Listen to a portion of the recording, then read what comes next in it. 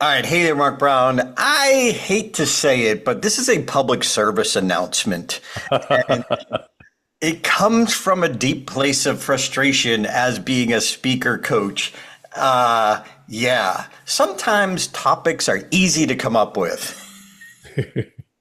Mark, have you ever had sat in the audience for a presentation? Well, the presenter is actually really good. And then they put a slide up and then they start making excuses No, for their no. slides. Anyone can give a presentation. Few deliver unforgettable presentations. What's the difference? You're about to find out. Welcome to the Unforgettable Presentations Podcasts with your hosts, world champion speakers and coaches Mark Brown. Your life tells a story, and there's someone out there who needs to hear it. And Darren LaCroix. Stage time, stage time, stage time. Ready for some powerful presentation ahas? Let's dive right in.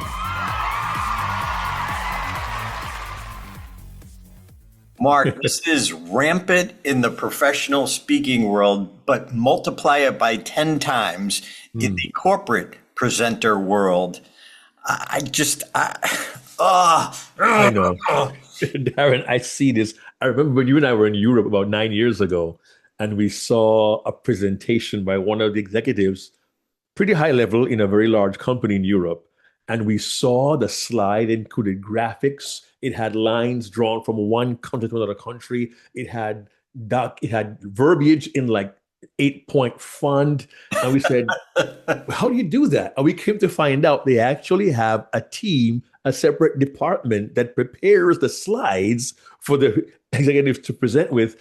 And we try to it wasn't why we were there. We kind of tried to say, well, maybe you want to rethink your slides. And that's one thing. But more to the point is when someone comes on the platform and says, oh, I know my slide's kind of busy, or excuse my slide, but my first thought is, wait, why should you even have to say that in the first place, right? Yeah, if someone passed this podcast on to you, we're trying to just let you know what the audience is thinking. Whether they're a professional speaker coach, an executive speaker coach, as Mark and I are, or they're just sitting in your audience. I love the one, Mark. If you're way in the back. Yeah. And I know in the corporate world, they actually take the slides and they turn them into handouts. Right. Okay, fine. Have the complicated thing that we need to see every detail when we have time to read it. Make it a handout, but don't make it a slide. Take the slide and get us to focus. Mark, you've heard me say this before, but if you haven't heard me say this, one slide, 1 point. Defend your slide. What's the 1 point you're making about this? And I'm sorry for the dose of truth. Hey, I'm guilty in the past myself until I learned this lesson, but now I can't not see it. And I cannot express it on our podcast. When you say, I'm sorry for my slide, you're telling us you were too busy watching Netflix. You tell us you didn't respect us enough to make it so I could understand. And Mark, this also I was at a faith-based conference recently, and one of the presenters that I love personally, like great presenter, he was doing a training exercise, and training is different from speaking, right? But by far, and there's a different outcome. And Mark, as Ed and I say, stories are to speaking or presenting as instructions are to training. So if you're doing any kind of a training exercise or the audience has to do something, there were like 2 questions for us to discuss with our neighbors in the audience. And the first question was a run-on question. And I'm like, how like, it's like 2 questions molded into 1 sentence. Make it 3 questions. Make it simple and clear. But not only was it there, but now it was on a slide as well for the audience, which is helpful to have it in a slide instead of just saying it. However, make it clear. What is your one point from this slide? Too many statistics, too much confusion. Where do you want me to focus? If it's complicated, let's just say XY axis. Well, boom, pop out. Magnify the part that you're talking about. And then, I love this, Jeffrey Genner says, slides are free, make more. And then take the XY axis, and then boom, blow out another part, and then boom, blow out another part. So we can see exactly what you're talking about. Look, it's lack of, I know this is direct, forgive me, but it's lack of respect and lack of preparation for the audience's outcome. I always say, Darren, ask yourself, what does the audience need to know on the slide? And you say one slide, one point. We're not really big on verbiage. We find images are very, very helpful. And I would not claim to be a slide expert, but I'm in the audience and I invite you to put yourself in the audience's seat and ask yourself, what do they need to know from this slide? You've often taught, Darren, at times you can do what you want to say 3 or 4 lines, you do a slide build. We put everything on the slide and we almost put too many words in. Now, I've had the blessing and privilege of not only being a member of the Georgia chapter of the National Speakers Association, I've been a teacher, instructor, and pro speaker coach for their academy for the last 3 years. And I tell you what, our academy coaches don't play around when it comes to slides. They'll tell you, okay, that slide, that line has 7 words. You don't need the last 4. The first 3 make the point. Simplify your slides, make it easy for your audience. And sometimes what we try to do is we want them to know how much we know. We want to give them all this information. But Darren LaCroix often says, make it absorbable. So are you concerned? Are you thinking about the audience? What do they need to know? Are you seeing through their eyes and getting their perspective? Because very often we can't see the forest for the trees, so to speak. We're trying so hard to give them everything that we have, but there is a way to do it simply, succinctly, and as Darren says, make it 3 slides, not only 1.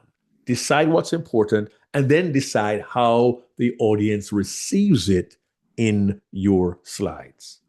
Yeah, and if you're doing bullet point builds, I'm a fan of don't let the first bullet point wrap to a second line. You can verbalize the longer version of the bullet point, but on the slide, let's just say it says ask first. So we can put ask first as a bullet point, and you could verbalize ask first. That needs to be your first step before you go to the second. Like you can expand verbally, but make it simple. Make it not wrap. Make your goal that on the slide, I'm not going to wrap it. Look, you know this subject. That's why you're in front of the room. You can expand, but make the slides be the highlight, the reinforcement. And here's the hard part, Darren. We began by saying, for those in the back, or we apologize. I'm sorry the slide is so busy. We should never put ourselves in a place where we're even saying that. So I invite you, if you use slides, revisit them today. Don't wait till next week. Invest some time. It's your business, your career, your reputation. And I got to say this, handling the visuals poorly, not only having poor slides, but handling it poorly can minimize the impact of your knowledge, expertise, and reputation. So I invite you, go over your deck and ask yourself, do I need this? What will the audience receive from this? How can I say it better in fewer words? Could I bullet point that? Could I take this into 3 slides? Do I even need that slide to begin with? And talk to people who you trust, who understand the impact of your message, who care about you, who are professional, who are qualified to give you good feedback, and begin to revisit the slides. I'm telling you, I'm also telling me. And I've been doing that myself recently, also reviewing what I write on my slides. I changed some slides last week, Darren, for my youth program that I talked to schools about. I changed them on Thursday night for a Friday morning presentation because I want to make sure these 13-year-olds are going to understand those statistics. I invite you, revisit your slide and ask, am I serving my audience in the best way possible? Yeah, sometimes in corporate world, when I see corporate presenters, they're like, well, legal requires it. The legal department requires it. Well, maybe there has to be a disclaimer that the legal department needs you to show the slide. Fine, that's one slide. Well, legal has to look at all of them. Fine, have somebody from freaking legal sit down and watch the presentation and see if they're bored. Legal doesn't have to mean boring and doesn't have to mean convoluted. Yes, there may be certain things that need to be on there. Yes, maybe there's a disclaimer, but that doesn't mean they're going to create horrible slides. Correct. I mean, get it. I get it. That's their job, but it's your job to present it. So in my opinion, go to the boss who is over the legal department and get them to understand, look, I'm trying to convince, I'm trying to sell, I'm trying to influence here.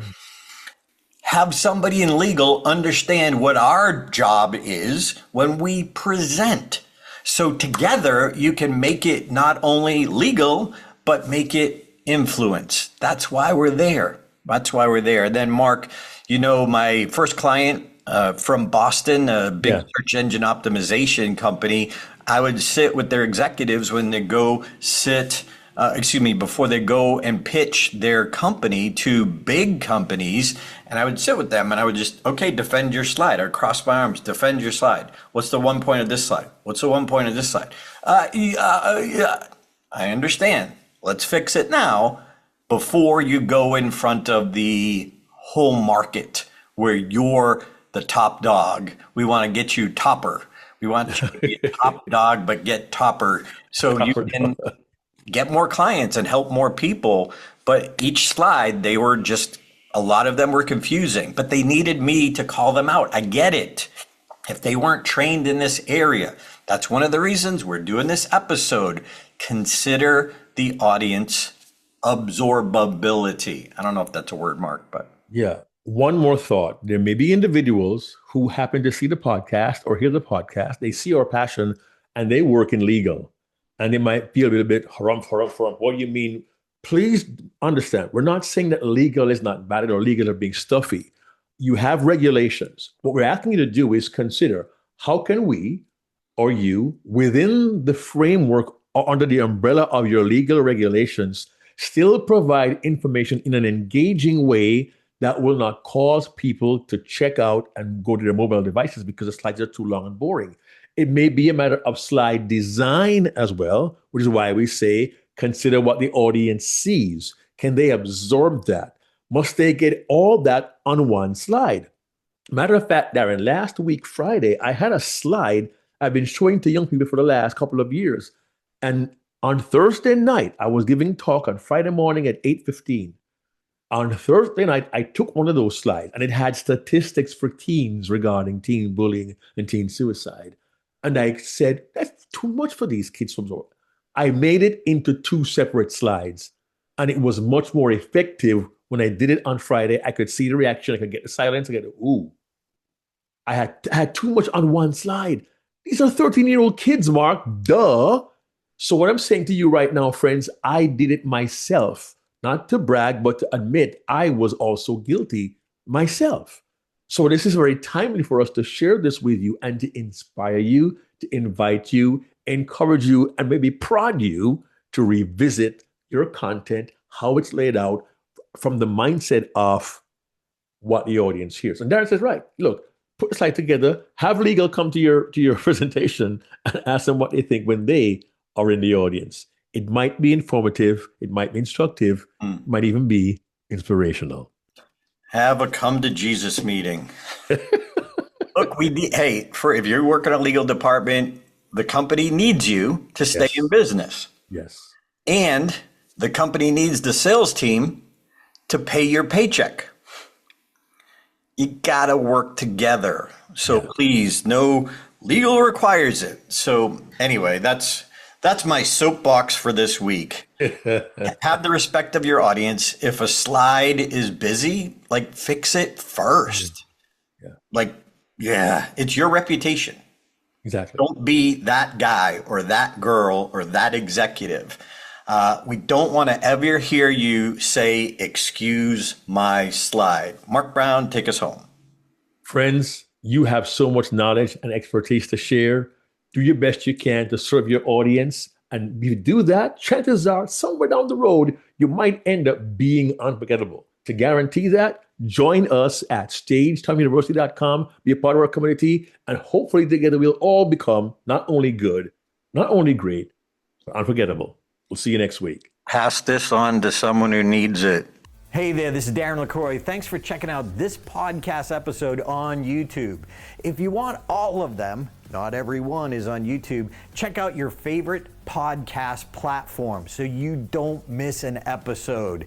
Keep being a sponge so you can be unforgettable. Check out StagetimeUniversity.com, where good presenters become unforgettable.